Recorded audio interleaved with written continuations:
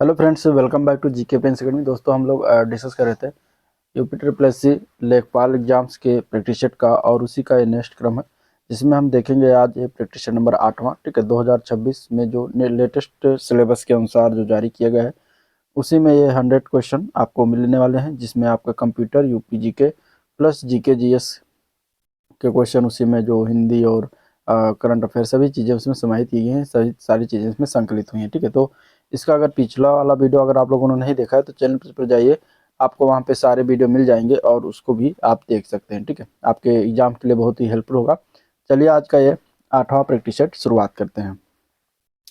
Start करने से पहले अगर आप लोग चैनल पर नए हैं और अभी तक सब्सक्राइब नहीं किया तो चैनल को सब्सक्राइब कर लीजिएगा, साथ ही साथ वीडियो को भी लाइक करते चलिएगा। पहला क्वेश्चन लेंगे, दिया गया है ऋग्वेद में निहित गायत्री मंत्र किस देवता को समर्पित है। ठीक है, वेदों की बात करें तो पिछला वाला जो प्रैक्टिस सेट कराया उसमें वेद के बारे में विधिवत से बताया गया है, थोड़ा सा विस्तार से। तो आप पिछला वाला प्रैक्टिस सेट जरूर देखिएगा, आपको कहीं ना कहीं जो है कुछ विस्तार रूप से मिल जाएंगे चीज़ें। तो यहाँ पे जो है किस देवता को समर्पित है, तो क्वेश्चन नंबर 1 का हो जाएगा डी पार्ट, ये सावित्री देवता को समर्पित है। आंसर डी ऑप्शन करेक्ट है। ठीक है, ये जो गायत्री मंत्र है ये तीसरा मंडल जो है ऋग्वेद का तीसरा मंडल है जहाँ पे गायत्री मंत्र का उल्लेख किया गया। ठीक है, और ये गायत्री मंत्र जो है सावित्री देवता को समर्पित है। ठीक है, इस मंडल की रचना किसके द्वारा किया गया था, तो विश्वामित्र ने किया था। ठीक है, विश्वामित्र ने इस मंडल की रचना की थी। और ऋग्वेद में कुल कितने मंडल हैं, तो 10 मंडल हैं। तो 10 मंडल में से तीसरे मंडल में जो है ये गायत्री मंत्र को जो है संकलित किया गया। ठीक है, ऋग्वेद के 2 से 7 तक के जो मंडल हैं सबसे पुराने माने जाते हैं। जब सूर्य चमकने लगता है तब उसे सविता कहा जाता है, और ये आकाश का देवता है। तो यहाँ आंसर डी पार्ट राइट हो जाएगा। चलिए, 10वें या आखिरी सिख गुरु कौन थे। ठीक है, अब यहाँ पे देखिए, जो सिख धर्म के बारे में पिछले वाले प्रैक्टिस में विस्तार से बताया उसको जरूर देखिएगा। यहाँ पे बताइए 10वें आखिरी गुरु सिख गुरु या फिर 10वें गुरु, तो उनका नाम है गुरु Govind Singh. Answer D option इसका राइट है। ठीक है, पहले गुरु कौन थे, गुरु नानक देव थे, और आखिरी कौन है, गुरु गोविंद सिंह। तो ये ध्यान में रखिएगा। चलिए नेक्स्ट क्वेश्चन, हंटर आयोग ने किसके विकास पर अधिक बल दिया। हंटर आयोग की बात करेंगे तो ये जो है प्राथमिक शिक्षा के विकास पर सबसे ज़्यादा इसमें ध्यान दिया गया था। 1882 में 1882 में जो है सरकार ने डब्ल्यू हंटर, ठीक है, एक महोदय थे, डब्ल्यू हंटर नाम था उनका, तो इन्हीं के अध्यक्षता में एक आयोग का गठन किया गया, जिसका जिसका कार्य 1854 के बाद देश में शिक्षा की दिशा में किए गए प्रयास एवं उसकी प्रगति की समीक्षा करना था। ठीक है, तो ये 1882 में गठन हुआ था, जिसका काम था 1854 के बाद जो शिक्षा के संदर्भ में किए गए प्रयास थे और उनकी क्या प्रगति थी उसकी समीक्षा करना था। हंटर आयोग ने प्राथमिक शिक्षा की समीक्षा की, प्राथमिक शिक्षा के विस्तार और सुधार पर भी बल दिया था। तो ए पार्ट इसके लिए राइट है। चलिए नेक्स्ट क्वेश्चन, 1828 में राजा राम मोहन राय द्वारा स्थापित किस संगठन ने महिलाओं के खिलाफ नकारात्मक परंपराओं, पूर्वाग्रहों और प्रथाओं को हटाने का प्रयास किया था। तो कौन सा संगठन था, तो वो थे ब्रह्म समाज। ठीक है, ब्रह्म समाज, यहाँ पे ब्रह्म समाज हो जाएगा। ब्रह्म समाज एक प्रमुख धार्मिक और सामाजिक सुधार आंदोलन था, जिसकी स्थापना राजा राम मोहन राय के द्वारा 1828 में किया गया था। ठीक है, इस संस्था ने महिलाओं के अधिकार और शिक्षा की वकालत की थी। राजा राम मोहन राय के प्रयासों से सती प्रथा का अंत हुआ, बाल विवाह का जो है समाप्ति हुई। ठीक है, पर्दा प्रथा का जो है इन्होंने विरोध किया। इसके अलावा अस्पृश्यता मतलब कि छुआछूत इत्यादि जो है कुरीतियों को इन्हीं के द्वारा जो है समाप्त करने का प्रयास किया गया। चलिए नेक्स्ट क्वेश्चन, काकोरी मामले में पकड़े जाने के बाद अशफाक उल्लाह खान को किस जेल में कैद किया था, अगला प्रश्न बताना है। ठीक है, काकोरी ट्रेन एक्शन अब इसका नाम है, पहले काकोरी कांड के नाम से जाना जाता था, जिसका उत्तर प्रदेश सरकार के द्वारा नाम बदलकर काकोरी ट्रेन एक्शन कर दिया गया। काकोरी मामले में जब अशफाक उल्लाह खान को पकड़ा गया तो इन्हें फैजाबाद की जेल में रखा गया था। आंसर ए पार्ट हो जाएगा। ठीक है, ये 9 अगस्त 1925 की घटना है। इसमें 10 व्यक्तियों ने जो है सहारनपुर से लखनऊ की ओर जा रही थी 8 डाउन ट्रेन। ठीक है, 8 डाउन ट्रेन का नाम है, 8 डाउन ट्रेन जो है सहारनपुर से लखनऊ की ओर जा रही थी। रेल विभाग का खजाना जो है काकोरी नामक स्थान पर लूटा गया था, तो इसे ही काकोरी कांड के नाम से जाना जाता था। अब इसे काकोरी ट्रेन एक्शन के नाम से जाना जाता है। ठीक है, चलिए अगले क्वेश्चन की तरफ बढ़ते हैं। संविधान सभा द्वारा भारतीय संविधान को कब पारित किया गया? पारित की बात करेंगे, इसका आंसर क्या है? देखिए, पारित जो हुआ था 26 नवंबर 1949 को, ठीक है, 26 नवंबर 1949 को पारित किया गया था। और यहाँ पे अगर हम बात करेंगे तो ये प्रभावी कब हुआ था, तो 26 जनवरी 1950 को प्रभावी हुआ था।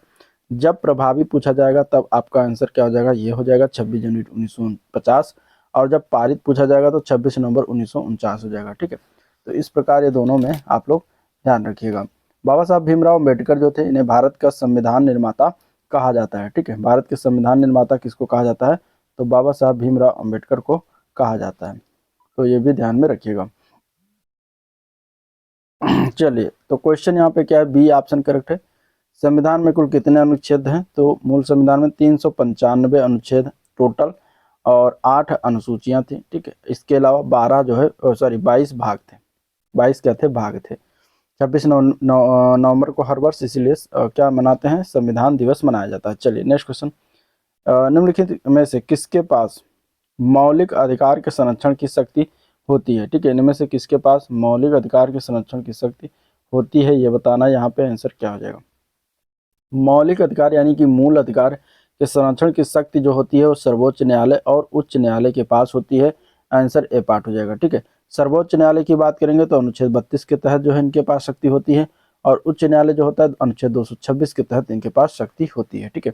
तो आंसर ए पार्ट राइट है। नेक्स्ट क्वेश्चन, पंचायती राज को पहली बार 2 अक्टूबर 1959 को किस जिले में पेश किया गया था, ठीक है। पंचायती राज को पहली बार 2 अक्टूबर 1959 को, वो जिला का नाम क्या है, नागौर जिला। आंसर सी हो जाएगा। ये किस राज्य में पड़ता है, तो राजस्थान राज्य में पड़ता है, ठीक है। तो सर्वप्रथम यहीं पर जो इसको इंट्रोड्यूस किया गया था, पेश किया गया था। और नागौर जिला का बगदरी गांव, अगर गांव पूछा जाएगा तो बगदरी गांव याद रखिएगा, बगदरी गांव नाम है, ठीक है, बगदरी गांव।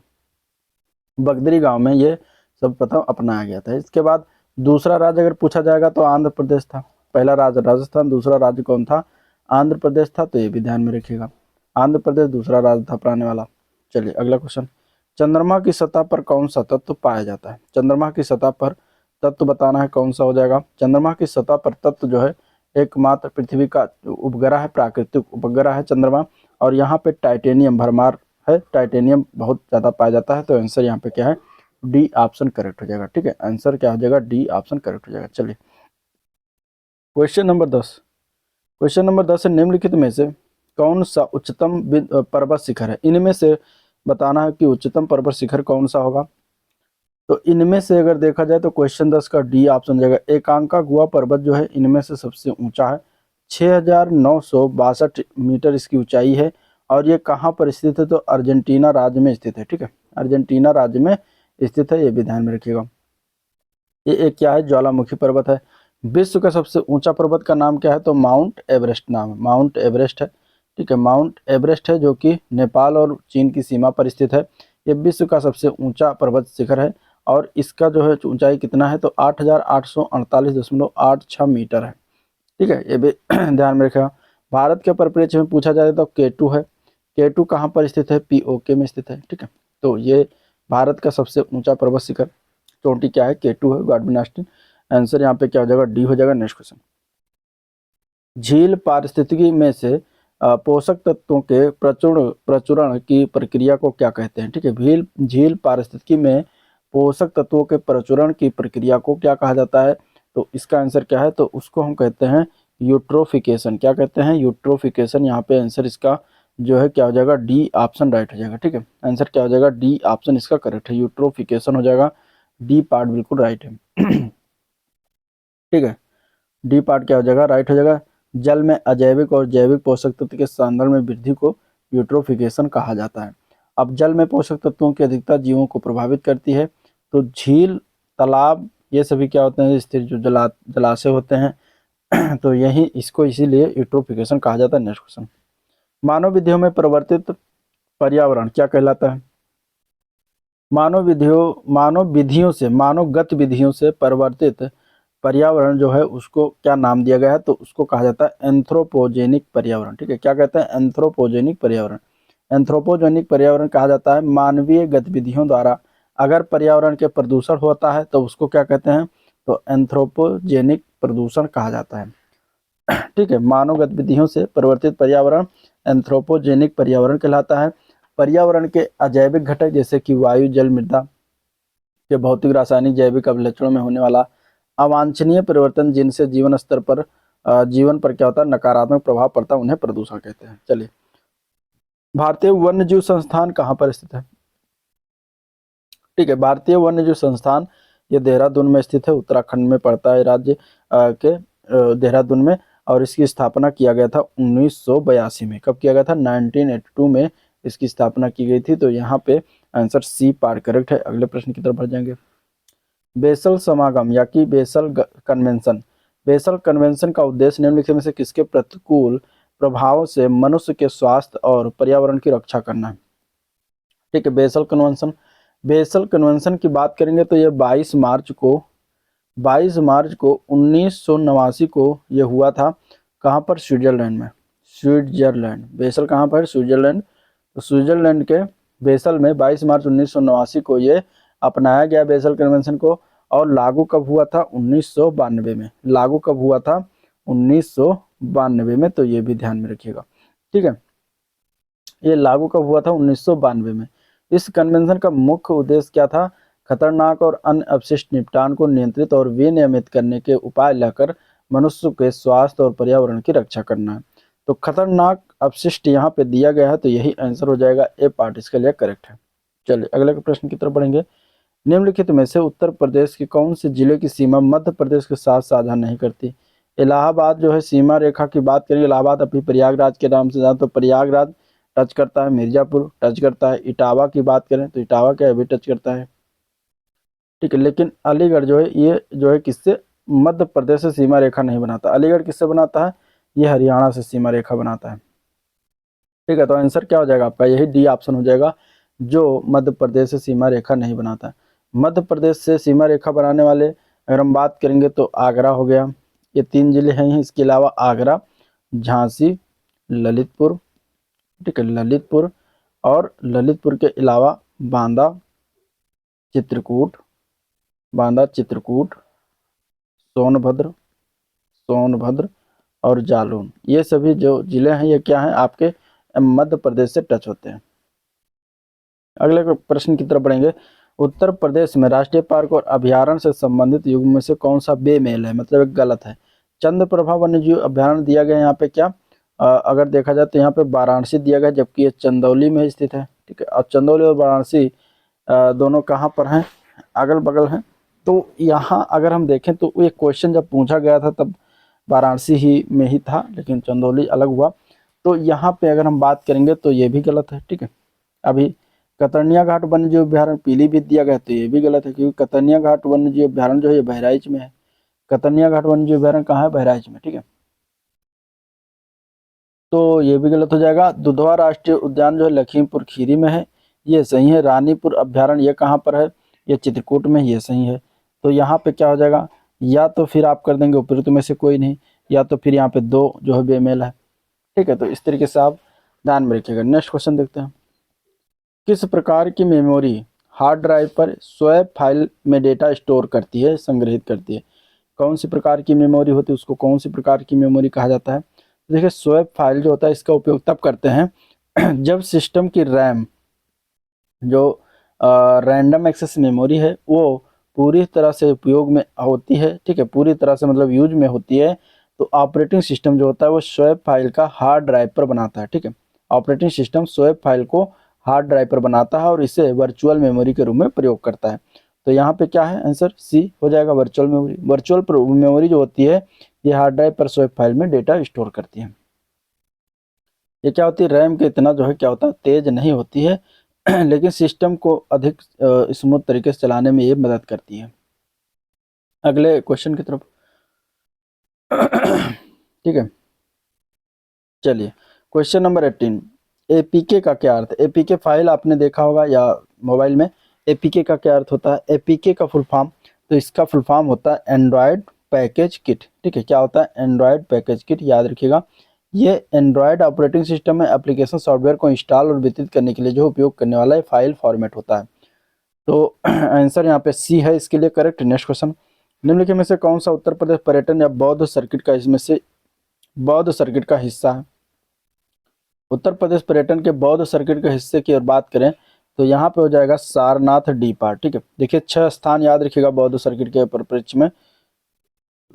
कपिल वस्तु, इसके अलावा श्रावस्ती,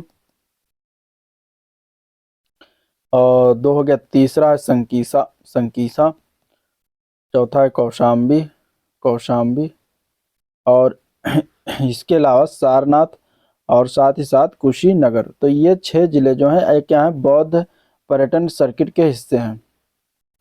अगला प्रश्न, उत्तर प्रदेश में कृत्रिम रबड़ कारखाना कहाँ पर अवस्थित है? कृत्रिम रबड़ कारखाना जब पूछा जाएगा तो आप आंसर कर दीजिएगा, यहाँ पे बरेली दिया गया तो बरेली हो जाएगा। बरेली के अलावा कृत्रिम रबड़ कारखाना जो है मोदी नगर में भी स्थित है। मोदी नगर कहाँ पड़ता है? गाजियाबाद। तो गाजियाबाद के मोदी नगर में भी स्थित है और बरेली में भी स्थित है, दोनों याद रखिएगा। अगला प्रश्न, उत्तर प्रदेश के किस जिले में डोलोमाइट नामक खनिज का उत्पादन होता है? डोलोमाइट अगर हम बात करेंगे तो डोलोमाइट तो जो खनिज है ये सोनभद्र में प्राप्ति होती है इसका। ठीक है, जिस चूना पत्थर में 10% से अधिक 10% से अधिक जो है मैग्नीशियम उपस्थित होता है उसको क्या कहते हैं? डोलोमाइट कहते हैं। ठीक है, जिस चूना पत्थर में 10% से अधिक मैग्नीशियम की उपस्थिति होती है उसको कहते हैं डोलोमाइट। ठीक है, परंतु जब यह अनुपात 45% से अधिक हो जाता है तब इसको शुद्ध डोलोमाइट कहा जाता है। ठीक है, इसका रासायनिक सूत्र क्या होता है? CaCO3 × MgCO whole thrice. ठीक है, ये होता है इसका जो है फार्मूला। ठीक है, इसका 90% उपयोग लोहा इस्पात उपयोग, 10% उर्वरक में, 2% सीसा और मिश्र धातु उद्योग में किया जाता है। तो उत्तर प्रदेश का सोनभद्र और मिर्जापुर के कजराहट क्षेत्र में जो है उच्च स्तर के क्या है? डोलोमाइट की प्राप्ति होती है, तो ये याद रखिएगा।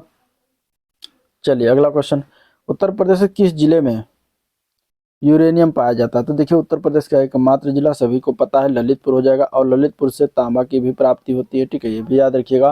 तो यहाँ पे ललितपुर बिल्कुल करेक्ट हो जाएगा। ठीक है,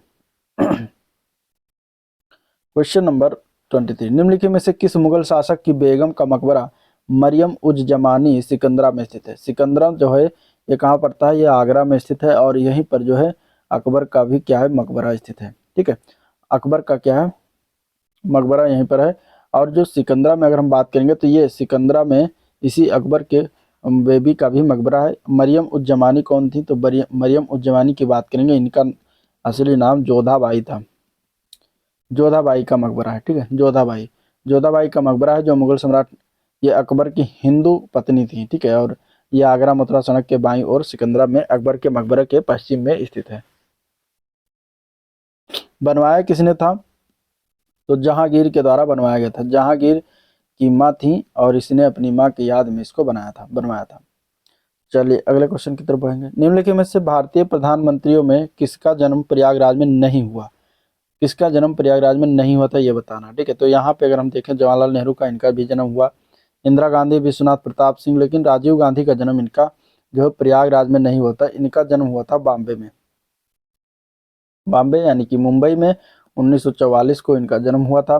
बाकी सभी इन तीनों का क्या होता? प्रयागराज में जन्म हुआ था। ठीक है, चलिए शेरशाह सूरी अंतिम अभियान, शेरशाह सूरी का अंतिम अभियान निम्नलिखित में से किस राज्य के विरुद्ध था?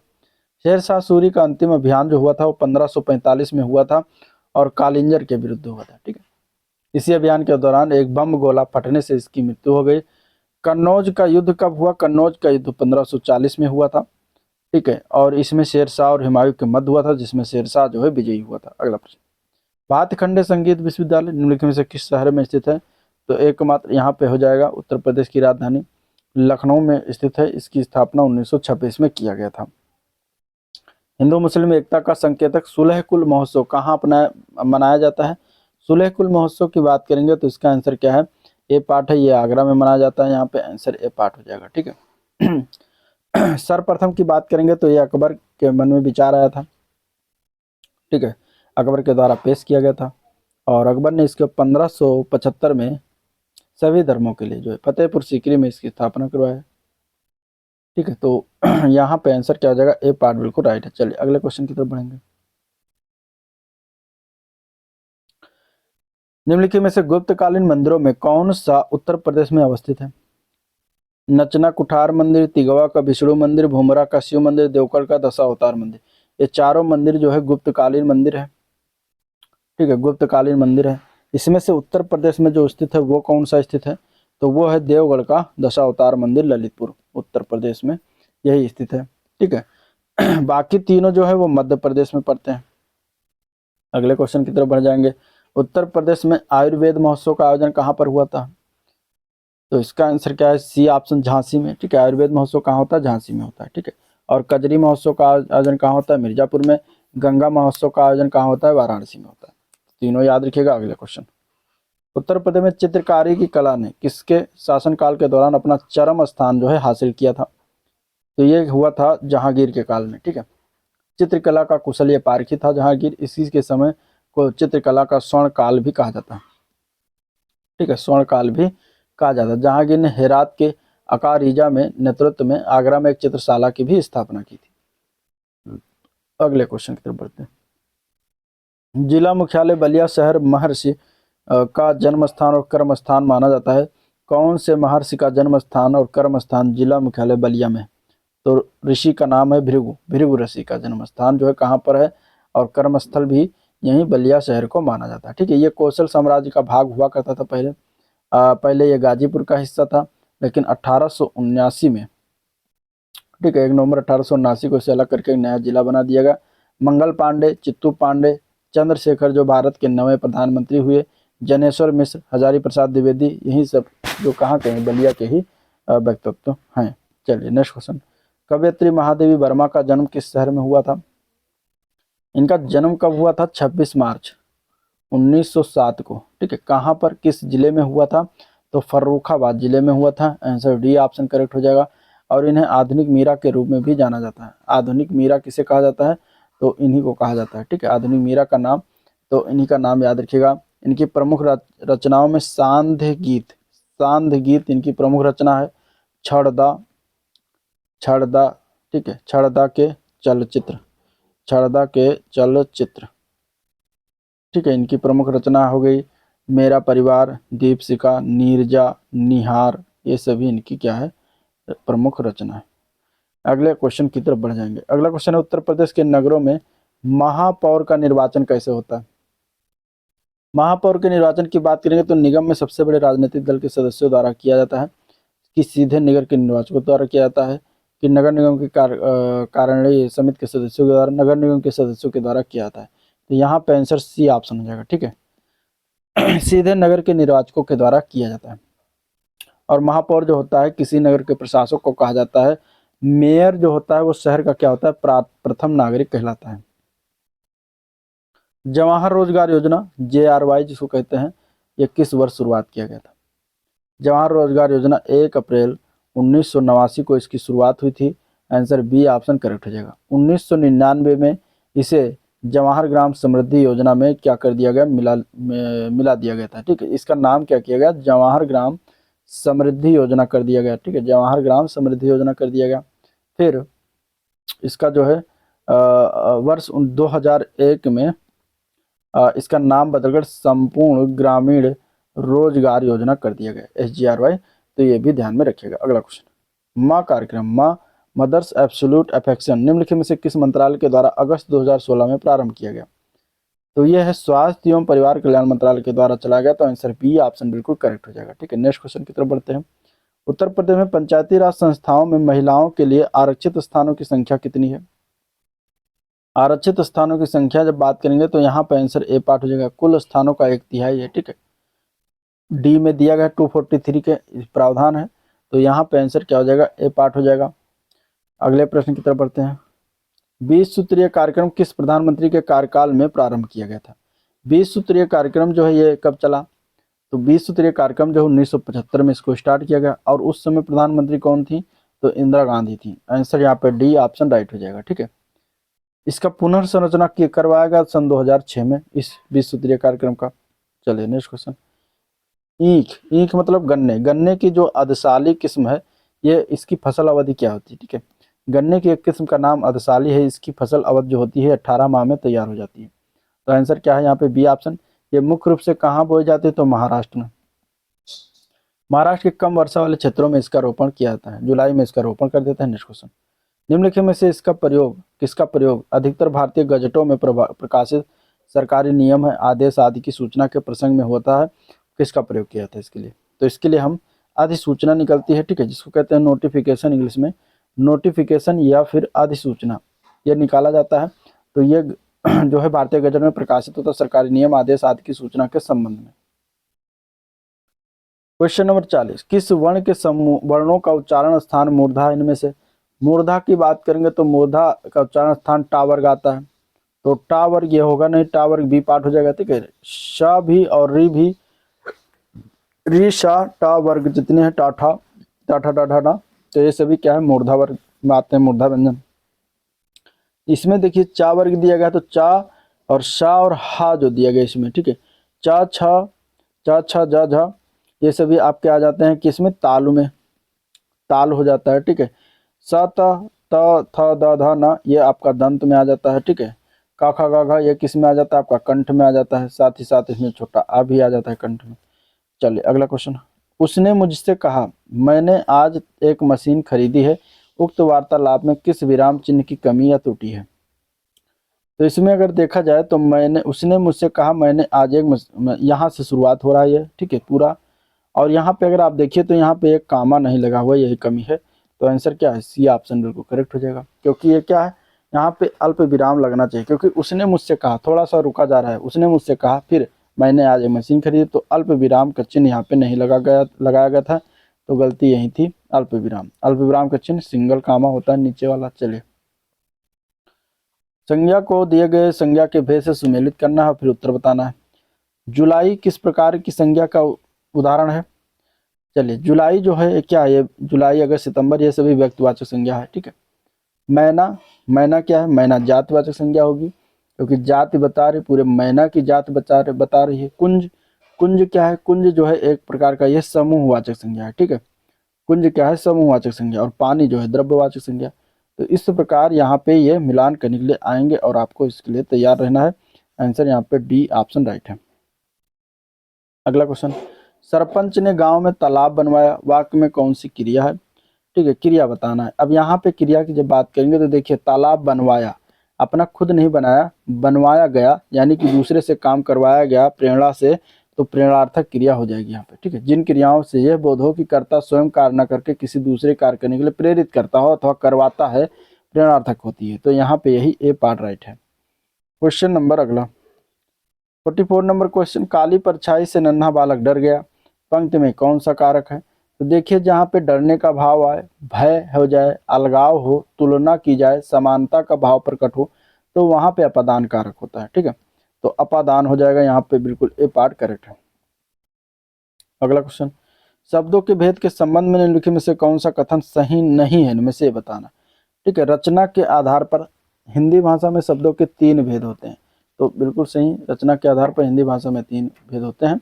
इसके बाद अगर हम देखें, बी पार्ट है, पृथक पृथक अर्थ देने वाले शब्दों के योग से यौगिक शब्द बनते हैं, गलत है, क्योंकि यौगिक शब्द ऐसे शब्द होते हैं जो 2 या 2 से अधिक सार्थक शब्दों के योग से बनते हैं, तो यही गलती की गई थी, तो बी ऑप्शन हो जाएगा राइट।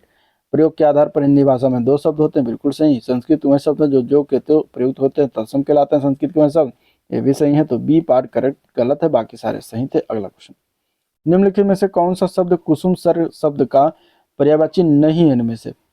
कुसुम सर, कुसुम सर जो होता है किसका पर्यायवाची है, तो कंदर्प का पर्यायवाची है, मन सिज का पर्यायवाची है, पंच सर का पर्यायवाची है, मनोज का पर्यायवाची है। तो कुसुम सर इन सभी का पर्यायवाची होता है, लेकिन देव नदी का पर्यायवाची नहीं होता, तो बी पार्ट करेक्ट है। मरने का इच्छुक, वाक्यांश के लिए एक शब्द क्या होता है, मरने का इच्छुक मतलब कि मुमुर्सु, क्या होता है, मुमुर्सु। यहाँ पे आंसर डी ऑप्शन बिल्कुल राइट है, ठीक है। मोक्ष या मुक्ति पाने की इच्छा को मुमुक्षा कहेंगे, ठीक है। और अगर हम देखें जिजीविषा, तो जिजीविषा याद रखिएगा, जीने की इच्छा को जिजीविषा, और जीने का इच्छुक अगर हो जाए तो जिजीविषु हो जाता है, ठीक है। तो ये ध्यान में रखिएगा। नेक्स्ट क्वेश्चन, संयुक्त वाक्य की पहचान क्या होती है। संयुक्त वाक्य 48 का अगर हम बात करेंगे, संयुक्त वाक्य क्या होता है, तो एक प्रधान और एक समानाधिकरण उपवाक्य होता है, और दोनों उपवाक आपस में स्वतंत्र रहते हुए किसी योजक जैसे कि और, अथवा, किंतु आदि से जुड़े होते हैं तो संयुक्त वाक्य होते हैं। तो ये बिल्कुल इसके लिए सही है। यहाँ पे आंसर सी पार्ट बिल्कुल राइट हो जाएगा। चलिए, बिरहा लोकगीत किस वर्ग से संबंधित है? बिरहा लोकगीत की जब बात करेंगे तो ये हो जाएगा चरवाहा वर्ग से संबंधित है। ठीक है, आंसर क्या हो जाएगा यहाँ पे? सी ऑप्शन राइट हो जाएगा। एक गायन की एक विधा है, ठीक है, जो पूर्वी उत्तर प्रदेश और पश्चिमी बिहार के भोजपुरी क्षेत्र में ये प्रचलित है। भारत में सामुदायिक विकास कार्यक्रम में सहयोगी देश कौन था? सामुदायिक विकास कार्यक्रम की जब शुरुआत हुआ तब ये संयुक्त राज्य अमेरिका जो है उसका सहयोगी देश था। ठीक है, फोर्ड फाउंडेशन ने आर्थिक सहायता दिया था। और आंसर ए पार्ट राइट है। चलिए अगला क्वेश्चन की तरफ बढ़ते हैं। मंगल ग्रह पर हाल ही में यानी कि 2025 में खोजे गए एक क्रेटर यानी कि गड्ढे का नाम किस भारतीय भूवैज्ञानिक के नाम पर कृष्णन रखा गया है?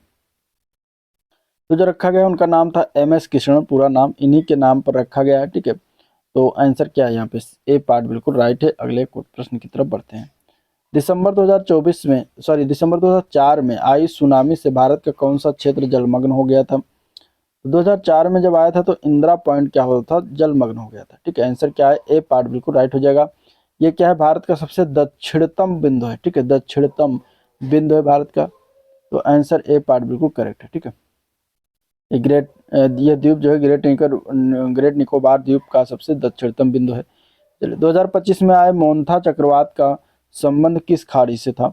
तो मोन्था जो चक्रवात है इसकी उत्पत्ति जो हुई थी बंगाल की खाड़ी में हुई थी 53 में, और बंगाल की खाड़ी यहीं पर राइट आंसर हो जाएगा। ठीक है, म्यांमार सबसे प्रभावित जो है देश था इससे रिलेटेड, ये भी याद रखिएगा। नेक्स्ट क्वेश्चन, निम्नलिखित में से कौन सा एक समीकरण है जो वर्कशीट डेटा पर संचालन करता है? मतलब कि आपका कंप्यूटर के टर्म में बताना है कि इसमें से कौन सा एक जो है इक्वेशन होगा जो वर्कशीट डेटा पर संचालन होगा उसका, तो वो हो जाएगा सूत्र यानी कि फार्मूला। ठीक है, MS एक्सेल में फार्मूला जो होता है एक मैथमेटिकल एक्सप्रेशन होता है जो किसी भी सेल में गणना के लिए प्रयोग किया जाता है। ठीक है, फार्मूला को हमेशा बराबर के चिन्ह के रूप से शुरू किया जाता है। ठीक है, तो यहाँ पे आंसर ए पार्ट करेक्ट है। अगला प्रश्न, बाईं ओर समतुल्य रिक्त स्थान पर जाने के लिए प्रयुक्त की कौन सी है?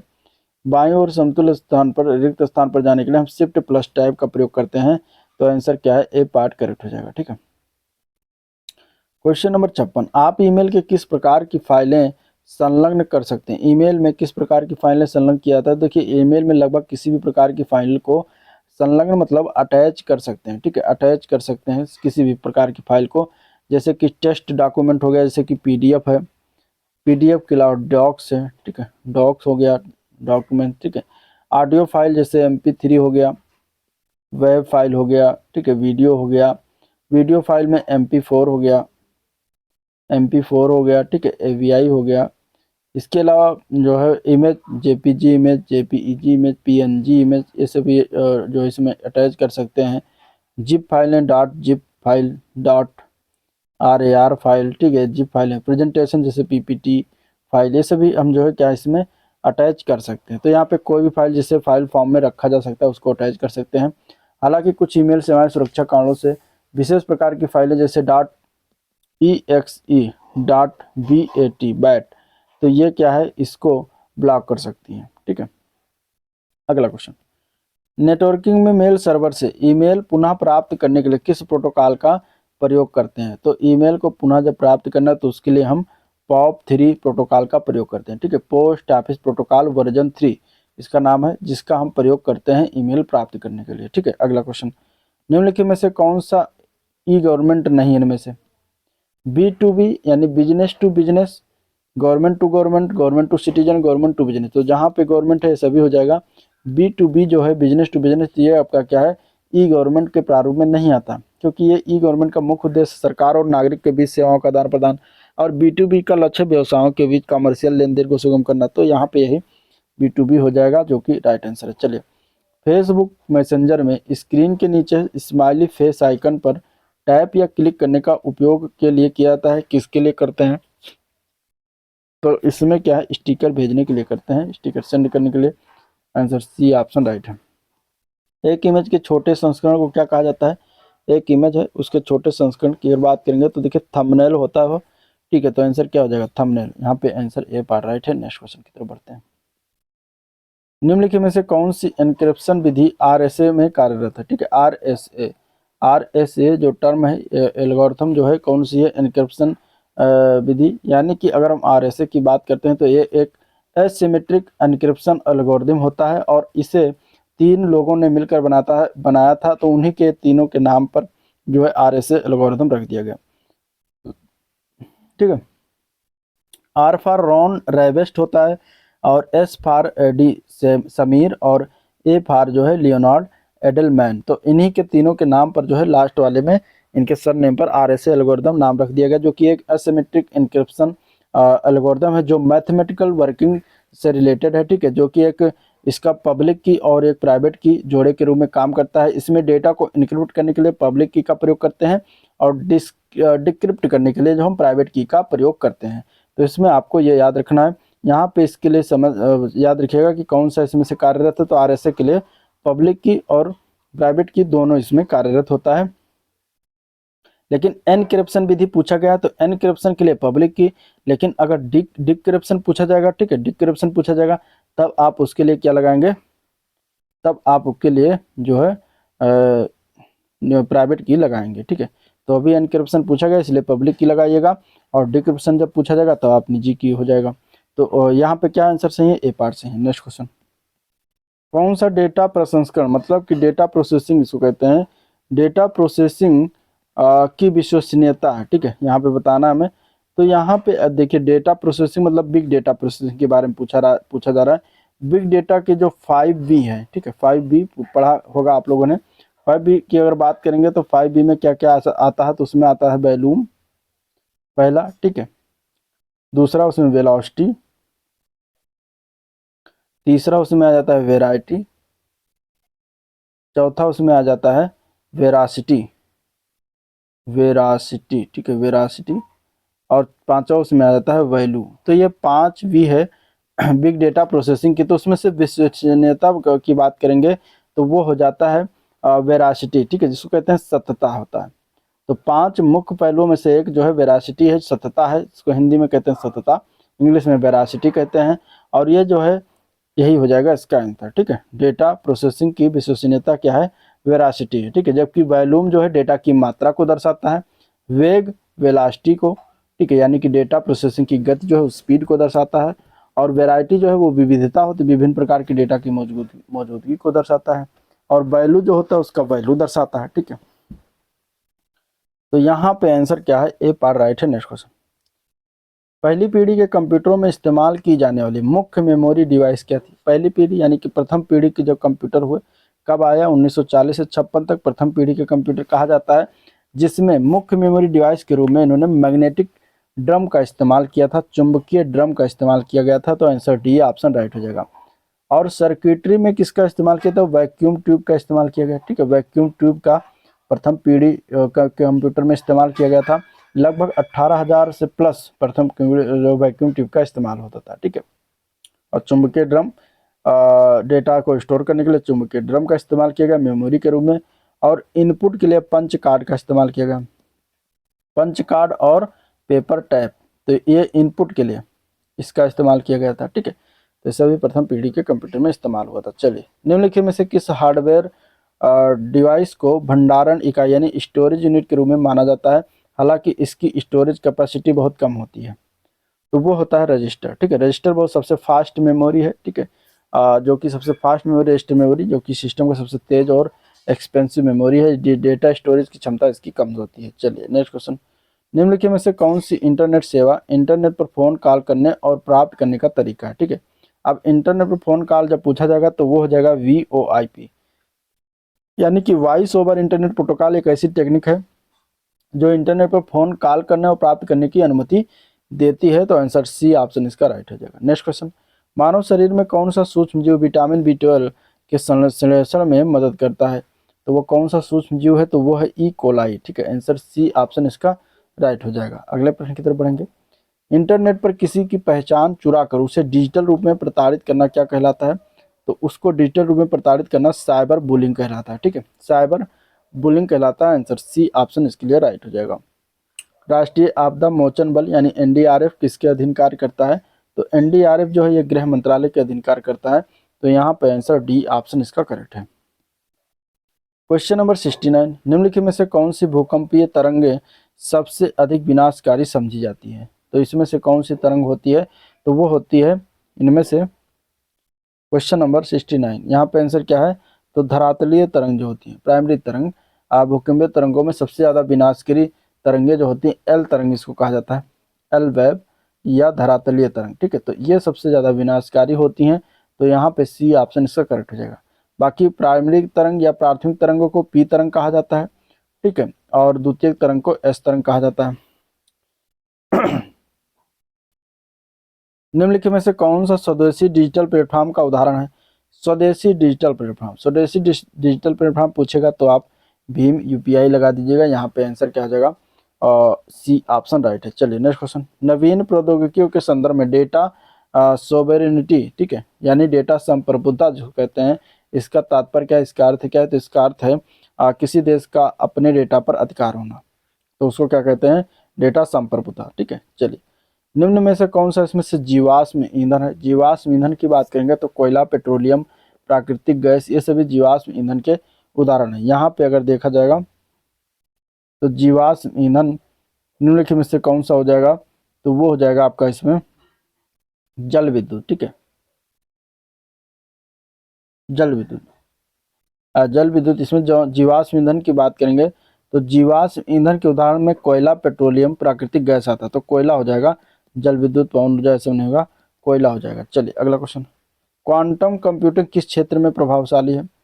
क्वांटम कंप्यूटिंग, क्वांटम कंप्यूटिंग जो होता है एक बहुविषयक क्षेत्र है जिसमें कंप्यूटर विज्ञान, भौतिकी और गणित के पहले शामिल है। ठीक है, क्वांटम कंप्यूटिंग सिक्योरिटी, अंतरिक्ष और उच्च स्तरीय डेटा प्रोसेसिंग में उपयोगी होता है। तो यहाँ पे ए पार्ट हो जाएगा डेटा, रक्षा, सुरक्षा और वैज्ञानिक अनुसंधान।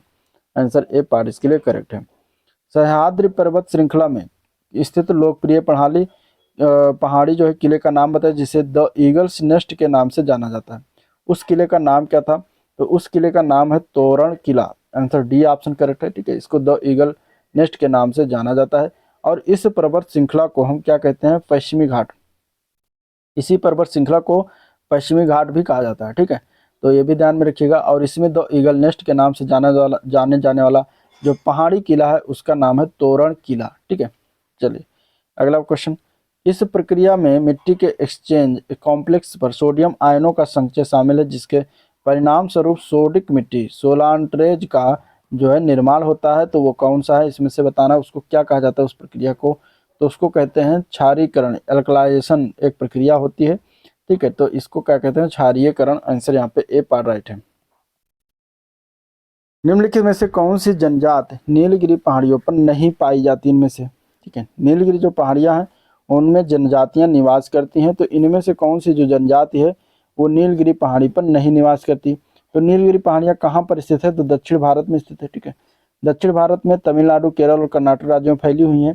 यहाँ पे जो जनजातियां हैं, टोडा जनजाति है, कोटा जनजाति है, कुरुम्बा जनजाति पाई जाती है, लेकिन मोघ जनजाति यहाँ पे निवास नहीं करती। ठीक है, ये किस राज्य में पाए जाते हैं? तो ये त्रिपुरा राज्य में निवास करते हैं। अगला question, grand Ethiopian Renaissance dam, ठीक है, ग्रैंड इथियोपियन रेनासा डैम का उद्घाटन किसने किया? तो ग्रैंड इथियोपियन रेनासा डैम की बात करेंगे तो ये अबी अहमद थे, इन्होंने स्थापना किया था 1 अक्टूबर 2025 को।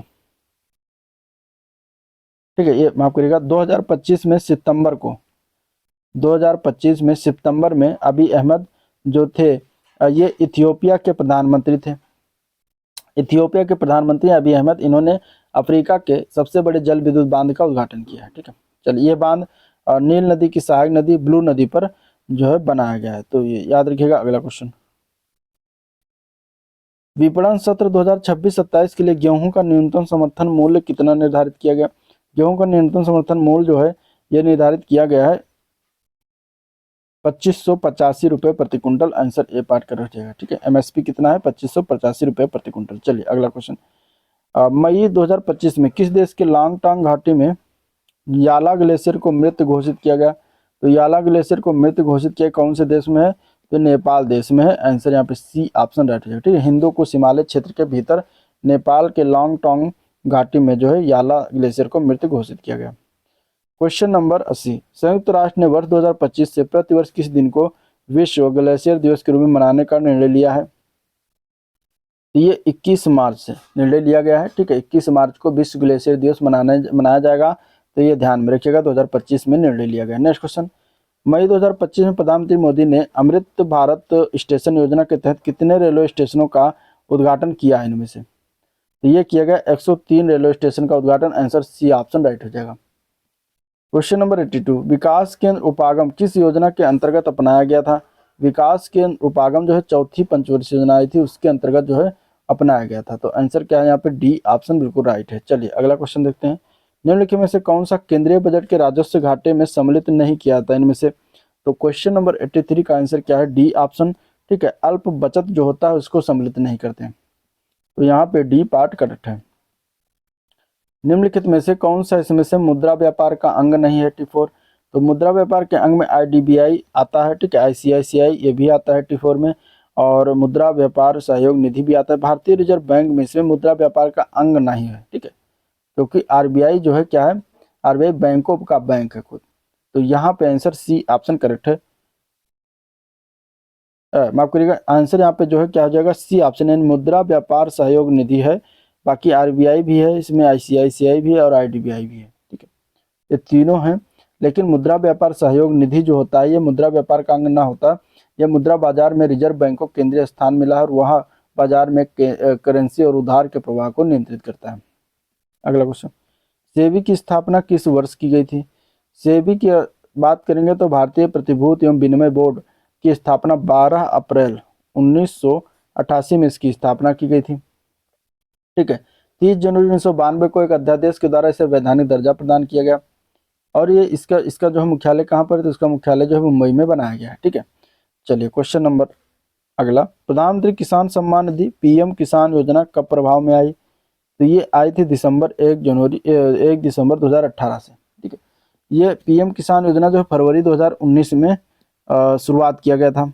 2019 में 1 फरवरी 2019 में शुरुआत किया गया था, लेकिन जो 1 दिसंबर 2018 से प्रभावी हुई, ताकि किसानों को लाभ वितरित किया जा सके, ठीक है।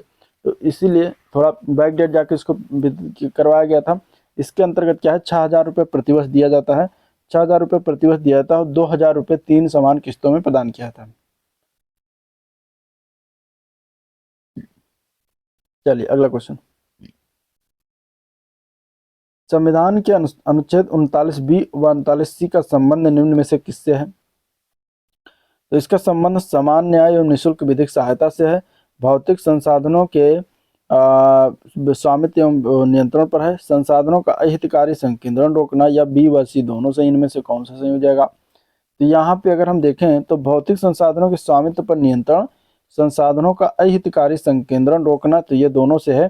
तो यहाँ पे आंसर डी सही है, B व C दोनों से है, ठीक है। आंसर क्या हो जाएगा? डी, B व C दोनों से। चलिए, भारतीय संविधान के अनुच्छेद 243J के अनुसार राज्य के विधानमंडल के पंचायती राज शासन के किस पहलू को विनियमित कर सकता है? तो पंचायती खातों का रखरखाव और लेखा परीक्षा किया जाता है 243J के तहत। तो यहाँ पर आंसर ए पार्ट राइट है। मैग्नेटिक टेप पर डेटा ब्लॉक के अंतर्गत रिकॉर्ड हुआ नंबर क्या कहलाता है? तो मैग्नेटिक टेप के डेटा ब्लॉक के अंतर्गत रिकॉर्ड हुआ नंबर को हम कहते हैं ब्लॉकिंग फैक्टर। क्या कहते हैं? ब्लॉकिंग फैक्टर कहते हैं। आंसर सी ऑप्शन राइट है। उत्तर प्रदेश में डिफेंस इंडस्ट्रियल कॉरिडोर का एक नोड इनमें से कौन सा है? देखिए, इसमें अगर हम बात करें उत्तर प्रदेश डिफेंस कॉरिडोर के प्रमुख नोड की, तो उसमें आपका आ जाता है लखनऊ। लखनऊ के अलावा इसमें आ जाता है कानपुर, अलीगढ़, ठीक है। अलीगढ़ के अलावा आगरा और झांसी आ जाता है, बी पार्ट हो जाएगा, और चित्रकूट भी इसके अंतर्गत आता है। तो ये इतने जिले याद रखिएगा, जो डिफेंस इंडस्ट्रियल कॉरिडोर का अगर नोट पूछा जाए तो इन्हीं में से कोई एक दे दिया जाएगा, ठीक है। आगे जो क्वेश्चन है वो आपका पाई ग्राफ और पाई चार्ट और जो है इसी से क्वेश्चन है, ठीक है। तो ये क्वेश्चन आपके बाकी के लास्ट के जो 10 क्वेश्चन है इसको मैं एक ही वीडियो में लेकर आऊँगा सभी एक साथ। तो चलिए, आज का ये था ओवरऑल वीडियो जिसको हम लोगों ने देखा, डिस्कस किया। वीडियो पसंद आया तो लाइक करिएगा, चैनल को अभी तक सब्सक्राइब नहीं किया अभी तो सब्सक्राइब करिएगा, ठीक है। साथ ही साथ वीडियो को शेयर भी करिएगा। और आज का वीडियो में फिर एंड करते हैं, मिलते हैं नेक्स्ट वीडियो में, तब तक के लिए थैंक यू।